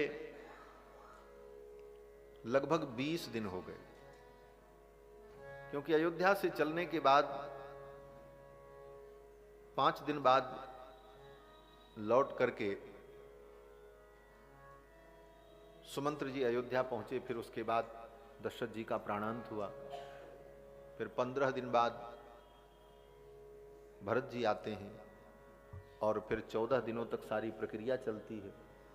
अर्थात महीनों बीत गए थे। 1 महीना पहले राम जी, लगभग 1 महीने से ज्यादा, और जिस तृण की सैया पर सोए थे उस तृण की सैया को, उन स्थानों को एकदम सुरक्षित रखा था निषाद राजगुह ने, क्योंकि ये आराध्य के स्मारक हैं। अपने आराध्य के स्मारक वस्तुओं में भी आराध्य के समान ही भाव होना चाहिए। इसीलिए भक्त अपने आचार्यों की पादुकाओं को, उनके वस्त्र को, उनके पात्र को, उनकी एक एक यादगार को सजो करके रखते। ये भी एक साधना का बड़ा उत्तम पक्ष है। निषाद राजगुह ने, और सोचो कितना कठिन रहा होगा, किसी की पादुका, किसी के वस्त्र, किसी के ग्रंथ को तो आप संजो करके रख भी सकते हो, लेकिन तृण की सैया पर कोई शयन किया हो, उस तृण की सैया को सुरक्षित रखना जंगल में, एक हवा का झोंका आवे तो सब तृण उड़ जाएगा, लेकिन उन चिन्हों को जहां जहां जानकी जी के आंचल के कनक बिंदु गिरे थे वो सब जहां के तहां वहीं सुरक्षित देख देख करके निषाद राजगुह भगवान का स्मरण करके भाव विभोर होते। अपने आराध्य की उस स्मृति को बहुत ही संभाल करके रखा था, मानो भरत को दर्शन कराने के लिए रखा हो। आज भरत जी को सब दिखाया है, भरत जी रो पड़े हैं सब देख करके। और एक रात्रि भरत जी महाराज अपने परिकरों के सहित निषाद राजगुह के यहाँ श्रृंगवेरपुर में निवास करते हैं। तो अब भरत जी को विराम करने दो, कल भरत जी आगे चलेंगे। बोलो श्री सीतारामचंद्र भगवान की जय, श्री हनुमान जी महाराज की जय, सब संतन की जय, सब भक्तन की जय जय सीताराम।